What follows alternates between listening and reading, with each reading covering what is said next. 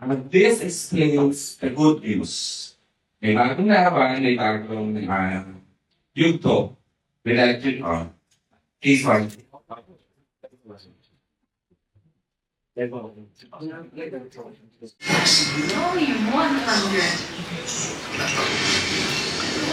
Sorry.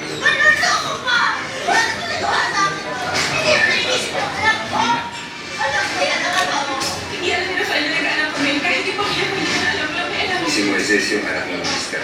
Magsakasama ang mga tao at kasalanan. Hoy, may sagrado! Suwin mo ang pumatay sa presidente! Ito ang katotohanan sasabihin. Isa ako! Pumatay kay Roland! Kinapsap ko! Si Presidente! Rizal! Sumasintin mo tulo. Kung sino man sa inyo makakita kay Malonzo, ipagbigay alam niyo agad sa mga pulis. Masyado mong binuprotektahan ng Moises. Tingnan niya yung buhay niya pagkakas ng anak ko! Nagpasya po ako. Baba sa aking pwesto bilang inyong Pangulo. Nagpakaya ako para maging presidente talaga ako. Nasaan ako? Ang magkaroon ng reunion, ang anak ko at ang nanay na, hindi kayo. Babagoy ako. Mag-iiganti ako. Sagrado ang pamilya, pero mas sagrado ang batas. Kakala ko ang kausap ko! Tumupad ka sa usapan ko! Balik niyo na ko!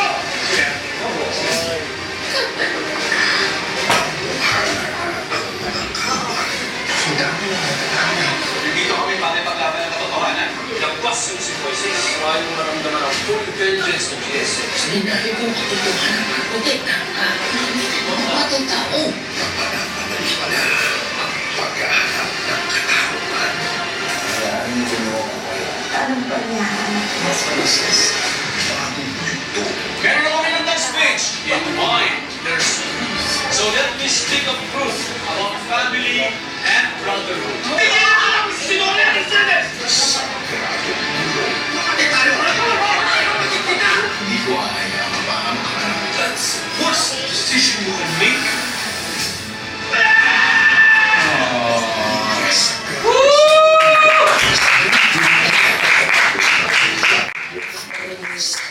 Okay, we're officially announcing in this MediaCon that we are taking on another, may times na exchange po na magaganap starting tomorrow.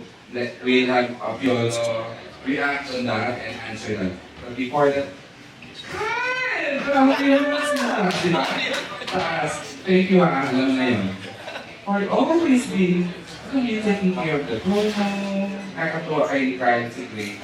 Kyle, any comments? Tungkol mo sa... Ano may tanong ko sa'yo, Kay? Nakalimutan ko. Number Prince. Ayun, just this title, kayo na yung next in line. Siyempre mo na ako pressure pero sobrang honored.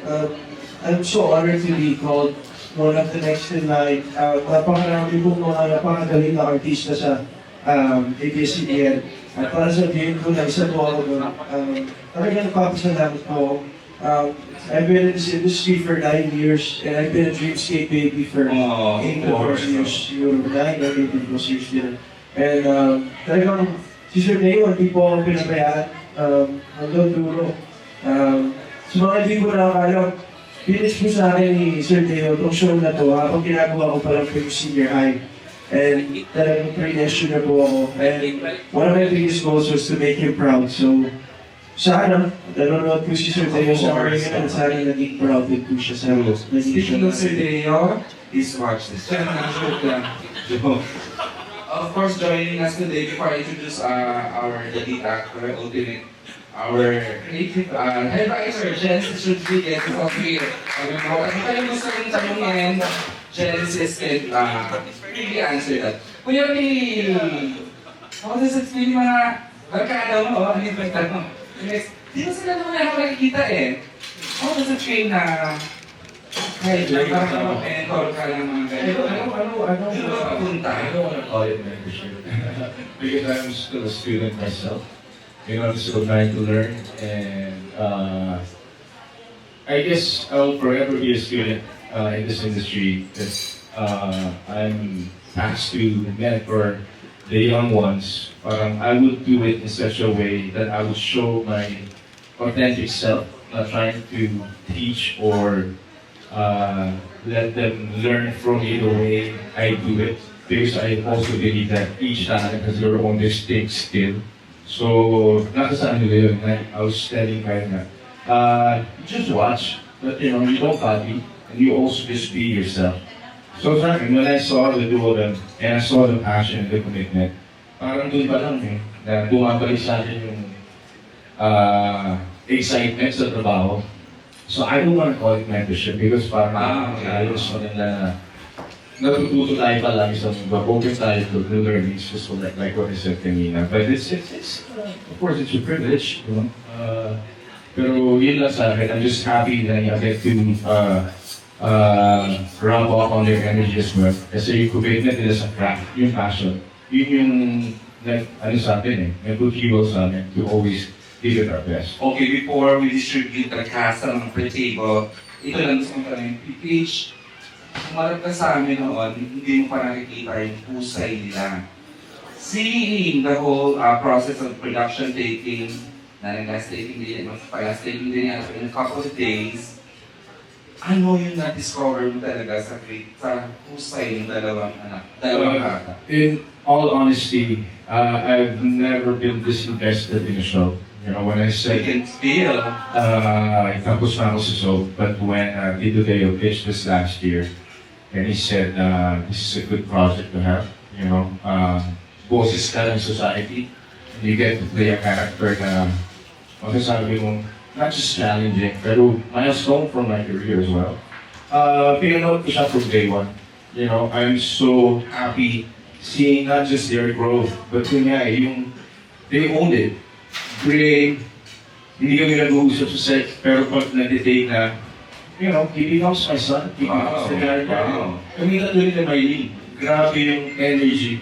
So, very authentic, very committed sa craft niya. Nakita ko talaga na bibigay na lahat. And with Kyle, it's the same thing.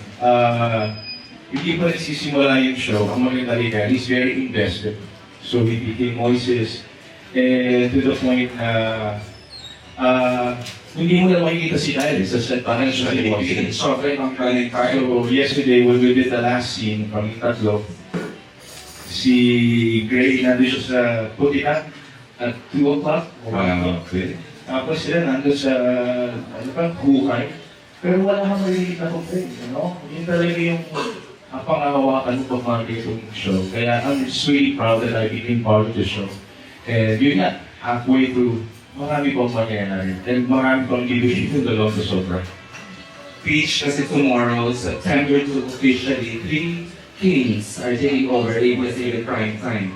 From Coco Martin, Jerry Rosales, and Piolo Pascual. Any comment on the times that change? Siyempre, nakakapilig yun. I know, kasi sa ginawa nila, Salamat. Pero, in this industry, it's important for us to lift each other up, to boost each other, and to also be there to support each other's endeavors. So, Dreamscape and ABS-CBN, syempre may bagong show, may bago tayong baby, may bago tayong kailangan. Ang Quiapo's always been there sa staples. And for us, it's a blessing because at least, ibang market naman yung matatouch namin. At the same time, lavender beach, magkakatulungan pa. Ang gandang ratings. Congratulations, Paige, Gray, and Kyle. Bonggang ratings for the last 3 weeks. Hindi naman kami pangkahan Talagang the last 1 month to appreciate the ratings that we're getting. Di ba, Paige, di ba? It was struggle pero happy that we're finally, nakuha natin yung what exactly how we wanted. Ito na po, sabi ko nga, we want to make this informal lang.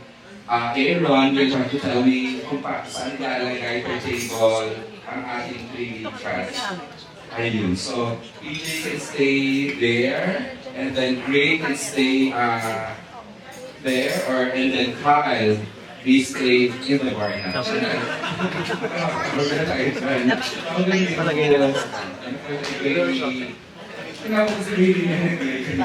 Ayan, Ron, please. Okay, you want to also? I see you will have you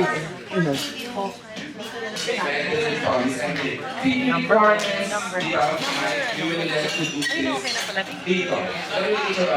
Dito.